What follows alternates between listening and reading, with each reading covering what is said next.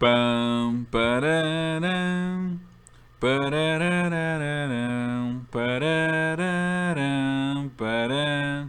Fala galera do canal WWE em geral, aqui é o Zezo trazendo pra vocês mais um vídeo. Galera, sejam muito bem-vindos a mais um podcast para falarmos sobre um show da WWE. Nesse caso é o show do Monday Night Raw, o último Raw antes do nosso especial, o pay-per-view de domingo, No Mercy, que você só acompanha na WWE Network por R$9,99, tá? Não vou fazer propaganda aqui também, não precisa disso, né? Enfim, pra quem não gosta de podcast, é uma espécie de vídeo onde eu falo sobre os acontecimentos dos shows do Raw, SmackDown, NXT, etc. Coloco algumas imagens do show, dou minha opinião, palpites, falo o que aconteceu. Você vai assistindo, você vai entendendo, você pode escutando como se fosse uma espécie de rádio também. Então, sem mais delongas, vamos nessa. O show dessa semana foi aberto com o gerente geral do Monday Night Raw, Kurt Angle. E sim, hoje eu tô bem animado pra falar, né? Porque assim, o Kurt Angle foi lá então falar algumas coisas que iriam ter no No Mercy. Falar do combate do Braun Strowman contra o Brock Lesnar. Falar do combate do John Cena contra o Roman Reigns. E antes que ele terminasse, ele foi interrompido então pelo The Miz. The Miz acompanhado do Bo Dallas e Curtis Axel. E não veio a Maryse dessa vez. Vale lembrar que na semana passada os dois anunciaram que a Maryse já está grávida e eles vão ter um filho.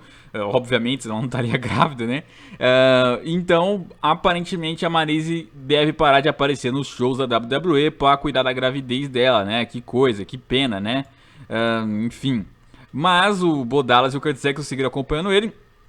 E o The Miz, então, vai e fala ali pro Kurt Angle, porque o Kurt Angle até, antes de tudo, ia dar parabéns por ele vai ter um filho, né? Aí o The Miz vai interromper e fala: não vem com falsidade não, que de novo você me esqueceu, de novo você me ignorou. É o segundo pay-per-view seguido que vamos ter e o título Intercontinental não vai estar em jogo. Como é que é isso, né? E aí o Kurt Angle vai e fala que, na verdade, o Miz não deixou ele terminar de falar. Mas ele ia dizer que, naquela noite, naquele Raw, teríamos um combate 4 fatais de Jason Jordan, Matt Hardy, Jeff Hardy e Elias Samson. E o vencedor iria enfrentar o The Miz pelo título Intercontinental no No Mercy, né? Só que o The Miz contesta a presença do Jason Jordan. Ele fala que tudo bem colocar os Hard Boys, colocar o maluco do Elias Samson, mas o Jason Jordan não é digno disso. Há muitos caras que merecem mais. Ele vai e cita ali o Bo Dallas e o Curtis Axel, por exemplo, que estava acompanhado com ele, falando que os dois estão merecendo há muito tempo e são sempre ignorados. O Jason Jordan não merece. Continua falando mal ali do Kurt Angle, da família dele. E aí o Kurt Angle fala que não tá gostando. Aí o Miz vai e fala que não se importa, que ele é um péssimo pai, que o filho dele é um bastardo. Começa a falar um monte ali do Jason Jordan. E aí até que o Jason Jordan se irrita pra caramba. E nesse momento que ele começou a falar bastante do Kurt Angle, cara, eu comecei a pensar se isso não ia culminar no Kurt Angle atacar o The Miz. Porque assim como no SmackDown Live a gente tem o Shane, e o Shane, apesar de gerente lá, apesar de comissário, ele ataca os adversários que mexem com ele, que falam mal da família dele, no Raw a gente pode dizer que o Kurt Angle é a mesma coisa. O Kurt Angle talvez até seja em melhor forma que o Shane. Então quando fala da família dele, eu fico pensando, velho, esse cara devia dar um soco no Miz, né? Algo assim.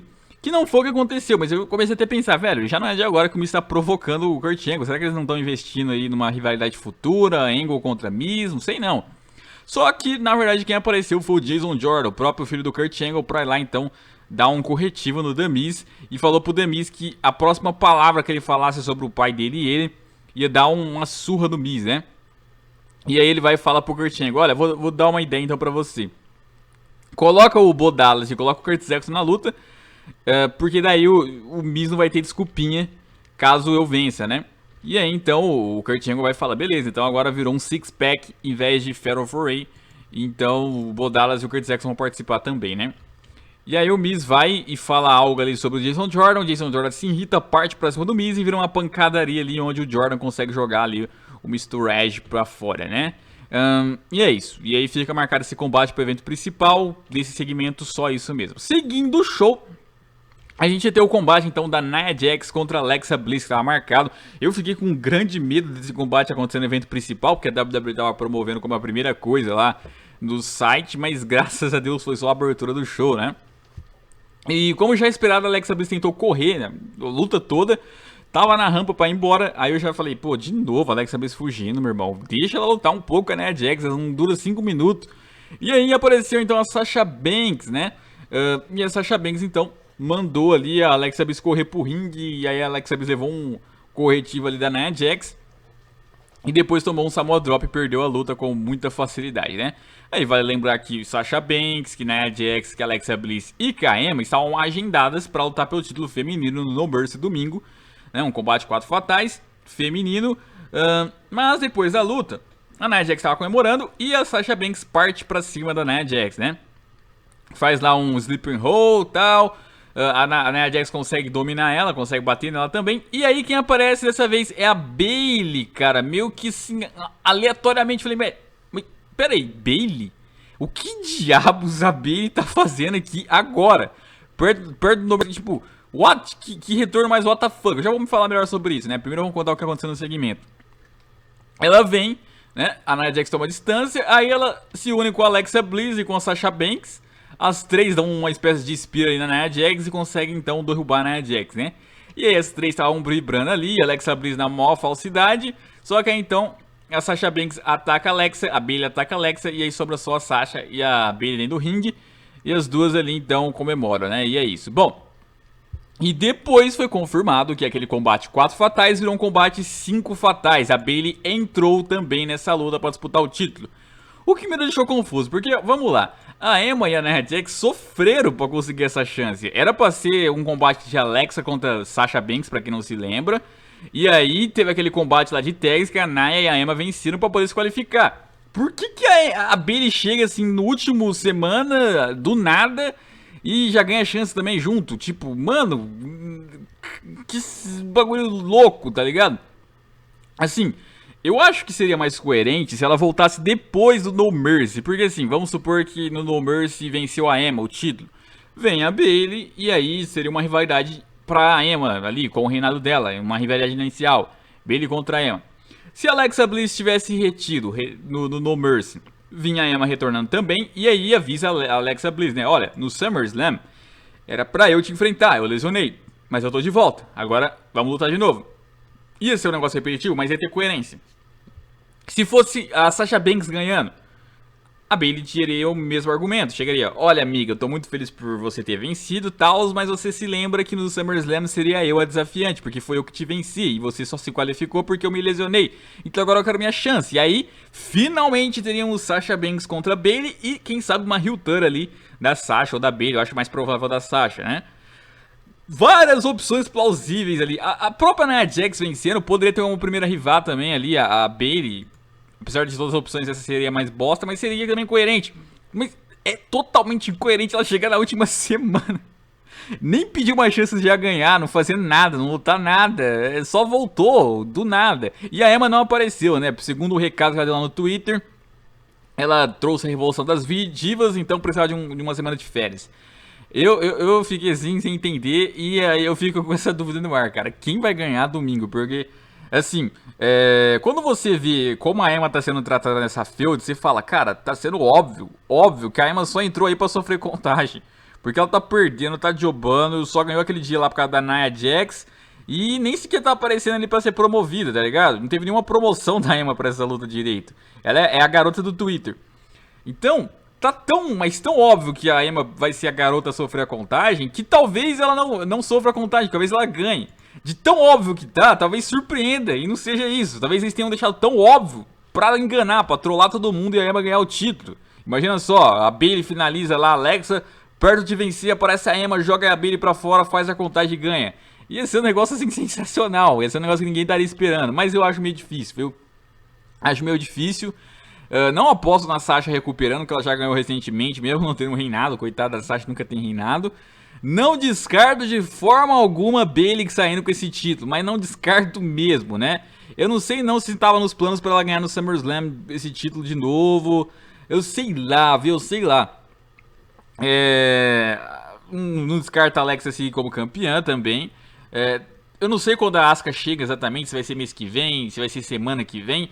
Porque assim, se a Alexa reter esse título, ela tem o argumento de que ela venceu a divisão inteira. Ela venceu a Sasha, venceu a Emma, venceu a Bayley em um combate só. Não tem mais desafiantes pra ela.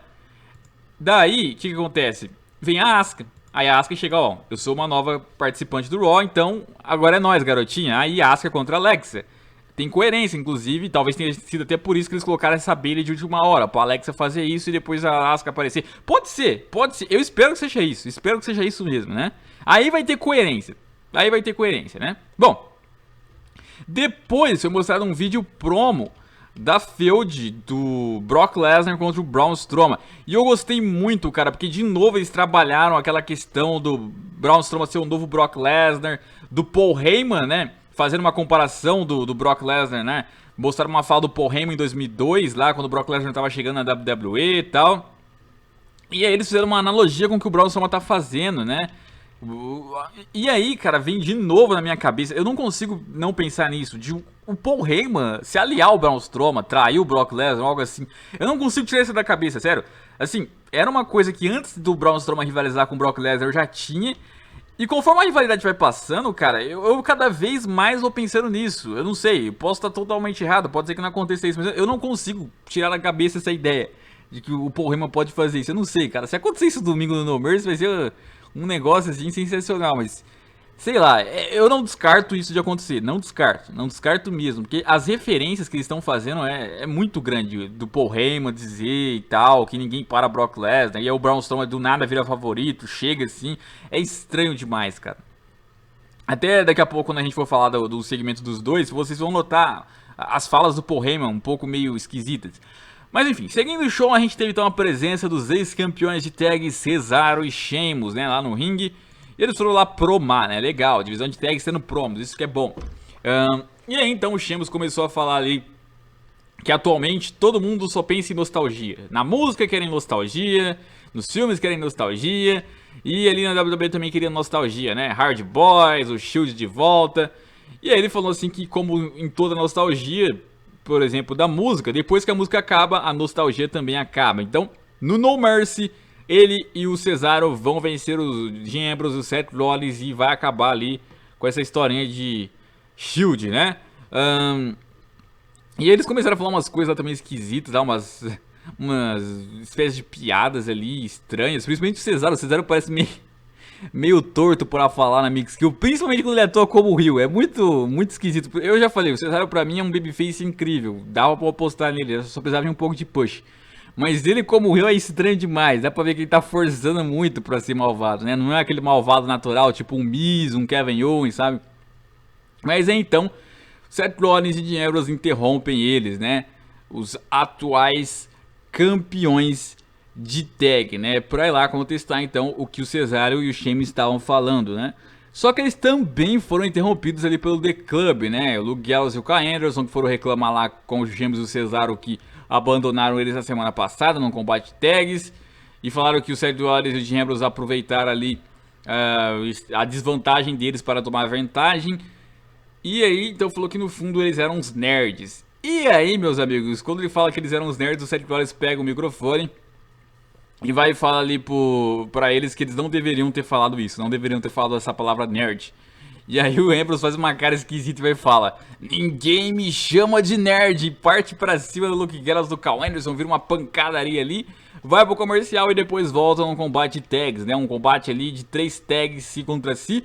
E na hora eu pensei, é combate mais pra cumprir hora. Mas na verdade foi um combate bom, cara, foi um combate muito interessante. Foi longo pra caramba, inclusive, né? Deu umas dois comerciais e foi bom, foi bom. E no final lá foi quando o Sheamus fez um tag surpresa, o Ambrose finalizou o Kyle Anderson, mas aí o Sheamus aproveitou, jogou o Ambrose pra fora, só fez a contagem e venceu a luta, né? Gostei desse combate, foi muito interessante. E acho que o Seth Rollins e o Ambrose vão sair com a vitória tranquilo no No Mercy. Já era meio que esperado, porque o Sheamus, como eu já falei umas 1000 vezes, vai gravar filme, então não tem como ele seguir com um reinado. O Shield acabou de ganhar o título. Além de que agora o Sheamus e o Cesaro saíram com essa vitória aí, provavelmente saíram por cima, porque vão perder domingo e tal. Agora o interessante é que nem o Ambrose nem o Rollins sofreram contagem, né? De novo o The Club foi utilizado para sofrer a contagem nessa feud. Eles estão tratando o The Club como uns jobbers legais ali, hein? Que coisa, que dó. Mas acho que é tranquilo. Vitória do Seth Rollins e do Ambrose. E acho que vai ser um outro grande combate, como eles vêm fazendo ultimamente, inclusive como foi esse. Bom, no backstage do show tava lá o The Miz conversando com o Bo Dallas e Curtis Axel. Ele falou que os dois tinham que humilhar ali o Jason Jordan. Ele tava preocupado com o Jason Jordan, né? Tinham que impedir o Jason Jordan de vencer e tal. Tinham que provar pro mundo o que eles sempre quiseram, o que eles merecem. E aí eles concordaram com o Miz e tal. Até comentaram ali sobre se o Miz não ia ficar nervoso caso um deles for enfrentar o Miz. E aí o Miz aí fala uma coisa de cada vez. Primeiro tem que se concentrar no combate daquela noite, né? Que é uma verdade, né? Uma hora ou outra, não adianta. O Miz vai se virar contra o Miz, vai se revoltar contra o Miz, vai querer uma chance contra o Miz ou algo assim. E vai dar ruim, é mais ou menos o que o Tio JP fez lá com o Neville, aquela vez no Tio 5 Live. Eles vão acabar tendo uma briga ali no futuro, né? Mas eu não acho que vai ser agora não. Bom, também no backstage do show foi mostrado ali o Kurt Angle conversando com o Goldust. E o Goldust pediu uma chance ali pra lutar com o Bray Wyatt de novo. Só que ele tava sem ali a pintura de Goldust, né? Ele tava como o Dustin Rhodes, né? Não confundam com o Dusty Rhodes, que é pai dele. Esse é Dustin. O pai dele era Dusty. Entendeu? Que é filho do Dusty Rhodes, pra quem não sabe, o Goldust, né? Enfim. E irmão do Cody Rhodes também. E ele falou que era um combate como Dustin e não como Goldust. E aí ele insistiu e o Kurt Angle então deu um combate para ele contra o Bray Wyatt para mais tarde, né? Bom, seguindo o show tava lá o Kurt Hawkins falando que ele cansou ali de revelar talentos e agora é o momento dele fazer história, né? Ele vai então descobrir quem vai ser o homem que vai acabar com a streak de derrotas dele ali, né? Ou seja, que ele vai vencer a streak de derrotas dele que até então tava 114 derrotas. E quem aparece é o Apollo Crews acompanhado do Titus O'Neil. E ele ganha do Kurt Hawkins facilmente, né? Agora são 115 derrotas para o Kurt Hawkins. Que dó do Kurt Hawkins, cara. Perdeu 115 vezes seguidas. Quem vai perder pro... Eu tô tentando imaginar alguém aqui que vai perder pra ele ali. Eu não sei, será que o Enzo Amore em alguma hora ali? Não sei. Porque o Kurt Hawkins é o jobber principal hoje. Eu tô até pensando qual que vai ser o overall dele do WWE2K18. Vai ser o que? 50? 58? Meu Deus, eu tô pensando aqui. Vai estar abaixo de todas as divas praticamente. Enfim. Depois então tínhamos um segmento lá de entrevistas do Braun Strowman com o Brock Lesnar, né? Bom. E aí foram lá e fizeram a primeira pergunta ali pro Brock Lesnar e pro Paul Heyman. Falaram sobre o Braun Strowman ser o favorito da luta pela primeira vez. E aí o Paul Heyman confirmou, sim, eu falei na semana passada que desde a época do Undertaker o Brock Lesnar sempre era o favorito. Mas agora, depois do Undertaker, o Braun Strowman também é o favorito nesse combate. Mas assim como o Undertaker, ele não vai conseguir vencer, o Brock Lesnar vai sair com a vitória, né? E aí então, a pergunta próxima foi pro Braun Strowman. O Braun Strowman falou assim que ele dá as ordens agora, ele comanda o jogo agora. E que ele não só vai destruir a Suplex City, como ele vai transformar a Suplex City igual ele fez igual como se fosse o Godzilla invadindo a cidade, né? Legal essa analogia que ele fez, né? E ficaram uma espécie de bate-boca ali, né? Meio estranho isso, parece aquelas ligações ao vivo que ligam em algum programa de treta, etc. Mas enfim. E o Brock Lesnar, ele no final ainda meio que agradece o Braun Strowman, falando que trouxe pra ele um grande desafio, que vai fazer ele dar tudo de si agora, né? Então agradece muito ali o Braun Strowman e fala que no No Mercy vai ser Suplex City cadela, né? Ou vagabunda, ou bitch, ou puta, enfim, tem vários significados, depende do que você quer falar aí, né? Eu achei o Paul Heyman muito estranho nas falas dele durante essa rivalidade. Ele ficou um pouco meio apaziguado, meio com medo ali. E assim, ele não é burro, o Paul Heyman não é burro. Ele tá falando simplesmente, tudo bem que o Braun Strowman é favorito, tudo bem que o Braun Strowman toda vez ele destruiu o Brock Lesnar, mas no final o Brock Lesnar vai ganhar. Tipo, esse é o argumento dele. Esse é o argumento dele, tá ligado? Ele fala 1000 argumentos por que o Brock Lesnar não vai vencer. E aí ele tenta refutar dizendo que vai, simplesmente isso. Ele não explica porquê, não explica se tem uma estratégia, etc. É o que eu tô falando, tá muito estranho o Paul Heyman. Ou ele tá muito burro, tá sem acreditar que o Brock Lesnar... Aliás, o Brock Lesnar não, o Braun Strowman é o que é, porque nunca tinha aparecido um adversário assim antes. Ou ele tá tramando alguma, ou ele vai roubar essa luta. Ele tá agindo de forma muito estranha, a forma como ele tá dizendo. E uma coisa é verdade que o Brock Lesnar falou, né? Trouxe um desafio de igual para igual para ele, ou até mesmo mais difícil do que ele mesmo, né? Finalmente chegou o que o Brock Lesnar não tinha visto antes, né? Interessante isso. E cara, quem vai levar no No Mercy? Eis a questão, quem vai ganhar nesse No Mercy? Eu ainda aposto no Braun Strowman. Eu tô apostando no Braun Strowman ganhando. Assim, é o que eu falei. Eu acho que o Brock Lesnar só vence se for roubado, se o Paul Heyman intrometer. Pode causar uma desqualificação, pode causar um empate, porque é um combate normal, né? Vamos supor que os dois ficam 10 segundos fora do ringue. Tudo bem, mas limpo o Brock Lesnar não vence. Limpo e não vence. Eu acho que o Braun Strowman vence essa. Ou por desqualificação, ou normal mesmo e sai com a vitória.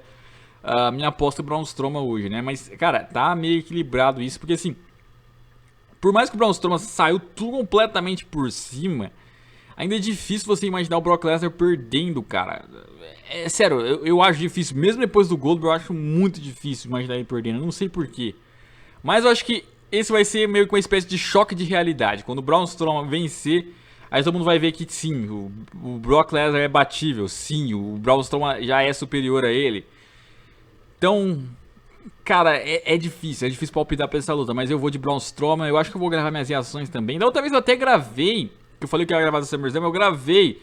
Só que aí eu postei e tal, eu sem querer eu programei pro dia errado. Aí eu falei, hoje nem dá mais pra postar esse vídeo, esquece. Dessa vez eu vou tentar gravar de um jeito melhor, né? Da outra vez eu tava com vários problemas no PC, desligando, etc. Dessa vez eu acho que eu gravo então a reação desse combate, quem sabe do combate do Roman e do Cena, que é o que a gente vai falar na sequência aqui, porque tivemos a presença do Roman Reigns, né? Roman Reigns vai lá ao ringue então, o John Cena não estava presente nesse Raw, já tinha noticiado no Fast News inclusive, por isso que é bom vocês assistirem o Fast News. E aí ele falou então que que o John Cena era um hipócrita, ele vive falando hoje isso, né, toda semana, fala lá no caso que era hoje, eu vivo falando isso hoje, falei isso ontem e vou continuar falando, o John Cena é um hipócrita. E aí ele mostra por quê. Aparece lá então uma promo do John Cena em um Raw em 2012, né, e isso aí é inclusive coisa do episódio anterior, né, lá da série do John Cena, por isso que vocês têm que acompanhar essa série. É assuntos relacionados a rivalidades atuais, vocês às vezes não entendem alguns detalhes das rivalidades atuais, por isso que é bom vocês assistirem essa série, porque vocês vão entender muita coisa que fala do John Cena, né. E aí então, nessa promo é mostrado lá ele falando mal do The Rock, falando que o The Rock trocou a WWE por Hollywood, né? Ele trocou tudo por dinheiro e tal, pra virar um astro do cinema. E que ele, John Cena, nunca ia fazer isso. E aí pronto, de repente John Cena está fazendo isso. Está fazendo o que o The Rock fazia 5 anos depois. Mas que coisa, mas que hipocrisia, né? Mas olha só. E o Roman mandou muito bem nessa, porque ele não precisou argumentar. Ele fez o John Cena pagar pelas próprias palavras. E o John Cena não estava lá para responder. Então, ele mandou bem nessa. Ele ainda citou o caso do Alex Riley. Ele perguntou, se as pessoas querem saber realmente quem é o John Cena, pergunta para o Alex Riley. Que pra quem não sabe, eu já fiz um vídeo inclusive, acho que a verdade, sobre o John Cena e outros vídeos também. O John Cena boicotou o Alex Riley. E eu vou explicar aqui resumidamente. O John Cena abriu a bolsa do Alex Riley, achou uns produtos lá que o Alex Riley não podia utilizar e aí prejudicou a carreira do Alex Riley. Tudo bem, o Alex Riley não devia usar aquilo mesmo, mas tem caras que servem pra cuidar disso, que no caso não é o John Cena. O John Cena não pode abrir a bolsa dos outros, isso é proibido ali nas regras do backstage da WWE. E ele foi lá e se intrometeu. Por quê? Por que ele fez isso? Que autoridade ele fez isso? Por que ele tava incomodado com o Alex Riley, assim, tipo... Então, mais ou menos, jogou essa ideia, essa treta que eles tiveram. O Alex Riley tem raiva do John Cena até hoje. Foi legal essa citação aí, né? Tá cada vez mais pessoal essa história. Tá cada vez parecendo mais que é verdade essa rixa deles, né? Isso que tá cada vez mais interessante. Minha aposta, hoje, ainda é John Cena. Eu acho que o John Cena vai sair com a vitória de alguma forma. Com algum roll-up, ia ser engraçado. Porque eu acho que não vai ter um combate só. Mas esse eu acho que o John Cena vai ganhar de alguma forma ali do Roman Reigns, né? Sei lá. Minha aposta é essa. Mas também tá bem equilibrada essa luta, né? No Mercy, como eu já falei, tá com alguns combates nível WrestleMania, tipo esse do Roman contra o Cena, Strowman contra Lesnar. Tá bem interessante isso, né? Bom, na sequência do show, então, a gente teve ali o combate do Bray Wyatt contra o Goldust. E no caso, Dustin Rhodes, né? E não o Goldust em si. Mas o Bray Wyatt venceu da mesma forma, com muita facilidade ali. Não deu certo muito pro Goldust, né? Coitado do Goldust. Aposenta, Goldust. Mas após a luta, apareceu então Finn Balor, tipo o jeito que o Bray Wyatt aparece, né? Só que foi ao contrário dessa vez. O Bray Wyatt lutou e aí ele recebe a mensagem do Finn Balor. E o Finn Balor fala o seguinte, bom, ele conta uma história, né? havia um garoto que, diferente das outras crianças que brincavam, ele ficava em casa lendo livros sobre monstros, né? E ele queria se tornar uma dessas coisas. Até que uma certa vez esse garoto virou um homem. E esse homem conseguiu criar um demônio. E ele conseguiu se tornar esse demônio. Agora, se um homem criou um demônio, qual dos dois é mais forte? A criatura ou o criador? E aí jogou meio que essa, né? Tipo, pô, se o homem que criou o demônio, por mais que o demônio seja forte, será que o homem não é mais forte que ele, já que foi ele que criou o próprio demônio? Porque aí fez uma boa fala aqui, né? Aí ficou parecendo até o Bray Wyatt mesmo nas falas dele. E aí o Bray Wyatt começou a dar risada ali e tal, tal e tal. E que coisa, né? É como eu falei na semana passada, cara, os dois estão com bons argumentos. Tanto o Bray Wyatt, em dizer que o Finn Balor depende da pintura, depende do demônio pra poder fazer alguma coisa com ele. E ele já venceu o Finn Balor quando o Finn Balor tava como humano. Como o Finn Balor também tem esse argumento. Não, eu sou forte como humano também. Talvez até mais forte, porque foi eu que criei o próprio demônio. Então, pra mim, cara, qualquer um que vencer tem coerência. E eu também não me importo muito com qual dos dois vai vencer. Eu acho que, tipo, cada um já tá com uma vitória. Ninguém vai se descredibilizar tanto perdendo ali um pro outro. O Bray Wyatt, claro, tá mais acostumado a perder do que o Balor, né? O Balor tá começando a carreira dele agora, né? O main roster. Então, eu não tenho um favorito pra essa luta, não. Eu acho que quem vai sair com a vitória é o Finn Balor, mas eu não tenho um favorito pra essa luta, não, né? Bom, na sequência do show tivemos a entrada do Enzo Amore, né? Que tava falando lá mais algumas asneiras do Neville na rampa e de repente toca a música do Braun Strowman que vem como um caminhão ali pra cima do Enzo Amore, né? Derruba o Enzo Amore, arrasta ele com uma facilidade para dentro do ringue, faz um chokeslam, faz o power slam e só isso. Simplesmente foi lá pra bater no Enzo. Tipo, por que ele fez isso, né? E tem uma parte do público gritando thank you Strowman, né? Foi legal isso, porque o público também tá ficando com raiva do Strowman. Perdão, o público também tá ficando com raiva do Enzo. Impressionante isso, né? E aí quando ele tava saindo apareceu o Neville, cara. Aí o Neville ficou encarando com uma cara de medo ali o Strowman. E foi muito legal, porque eles colocaram um ângulo ali da diferença da altura do Neville pro Strowman. É um bagulho sensacional, cara. Parecia uma criancinha o Neville do lado do Strowman ali. Foi muito da hora, né? Mas enfim, aí o Strowman foi pro backstage e o Neville foi lá dar uma surra no Enzo Amore, né? Fez um Reject pra cima do Enzo e começou a dar risada. Foi legal a risada dele. Ele não parava de dar gargalhada ali, falando que o Enzo era uma piada e tal. Foi muito engraçado, né? No backstage depois ainda, o Enzo Amore tá tendo uma entrevista e ele falou lá pra repórter: eu sei que você vai perguntar, how you doing? Como você está? Eu estou quebrado porque eu não consigo vencer um gigante, o Braun Strowman, mas um duende eu consigo. Então após o No Mercy, você tem que perguntar é pro Neville, how you doing, né? E então na sequência o Neville também teve um combate contra o Gran Metalik, né? E esse Metalik, cara, eu torci pra ele vencer o torneio no ano passado. Ele chegou na final e perdeu pro TJP. E eu tinha até esquecido porque que eu torci pra ele. E eu relembrei, porque o cara luta demais. Assistam essa luta que ele fez aí com o Neville. Mesmo que seja curta, cara, ele é muito bom, mas muito bom mesmo. Acho que a WWE podia até investir nele fora do 2-5 Live, né? Um mascarado, tal, luteador. Cara, ele é muito bom. Durante a luta ainda o Neville tentou rasgar a máscara dele, né? Eu até achei estranho, achei que ia tirar mesmo, mas não tirou. Rasgou ali uma parte do rosto, né? Deu pra ver uma certa parte do rosto dele. E no final o Neville conseguiu fazer uma chave de submissão e vencer. Foi praticamente o único move que o Neville fez nessa luta, né? Quase o único move. Porque o resto o Gran Metalik lutou pra caramba, né? E é isso. Bom, Neville contra Enzo Amore, No Mercy. O Enzo Amore veio sendo humilhado por todo mundo. Todo mundo. E a forma como ele veio vencendo foi tudo na sorte, tudo na cagada. Do Big Cass foi na cagada da lesão do Big Cass. No 2-5 Live, quando ele se classificou pra disputar o título, foi no roll-up lá de última hora no Cedric, que tinha feito tudo. Então, cara, não tá forçado o Enzo Amore, mas eu acho que não deveria ganhar o título ainda. Calma, vamos com calma. Ainda não. Eu acho que dá pra ele perder e seguir em feud com o Neville, mas eu acho cedo demais pro Enzo já chegar na 2-5 Live e pegar o título, sabe? Eu acho que dá pra construir melhor essa feud.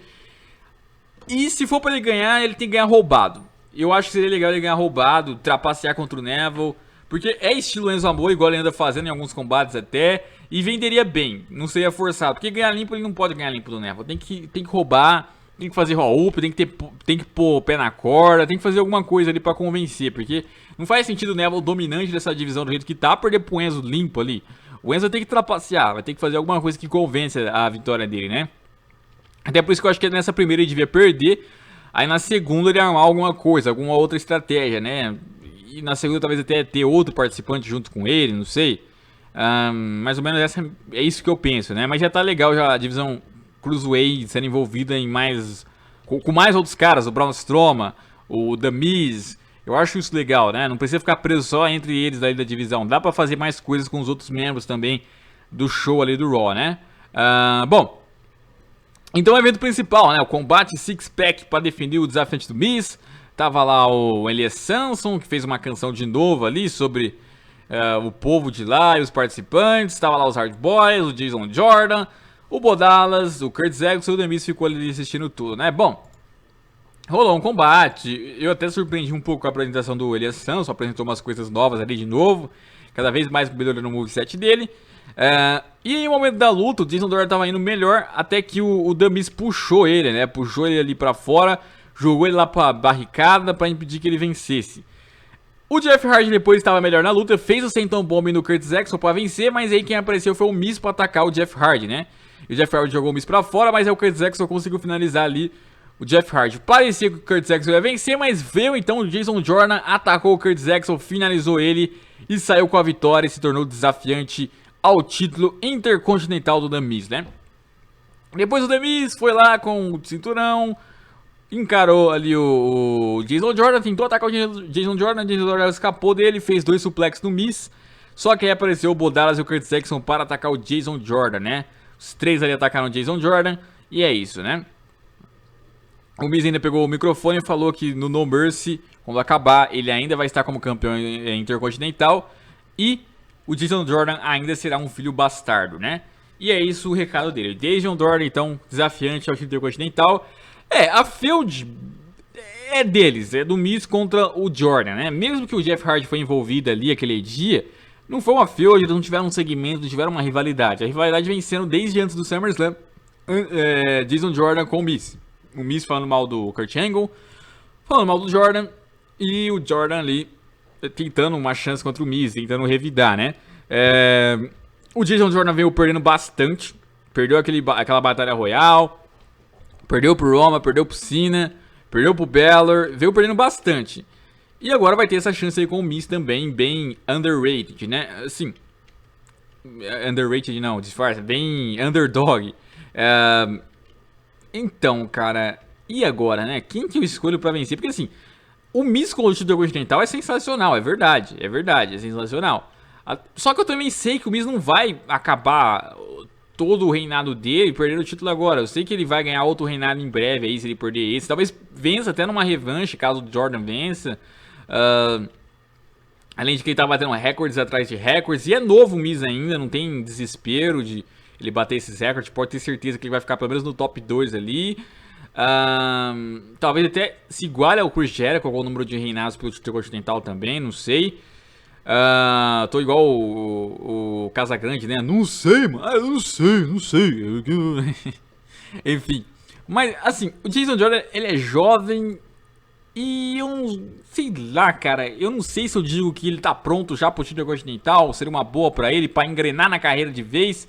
Pelo que ele veio aí fazendo. O número de derrotas ali que ele teve nessas últimas semanas não deixaria tão forçado, porque ele perdeu bastante pra poder ganhar o título e tal, pra amadurecer. Ou se eu digo que tá cedo demais. Eu acho que é melhor ele perder. Eu acho melhor o Miz reter.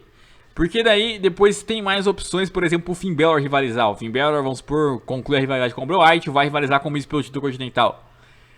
E aí eu acho até uma opção melhor, porque o Jordan poderia rivalizar com outro cara. Por exemplo, o Bray Wyatt. Eu acho até que encaixaria bem. Jordan perde, se encaixa com o Bray Wyatt. E aí entra até naquela feud que eu comentava com vocês... acho que da semana passada ou retrasada, que daria certinho o Bray Wyatt fazendo a mesma coisa que o Miz tá falando, só que daquele jeito dele, de que o Jordan foi abandonado, o pai dele não ligou pra ele, que ele era um filho bastardo, que ele nunca seria o pai dele e tal, fazendo aquele jogo psicológico lá Bray Wyatt contra o Jordan.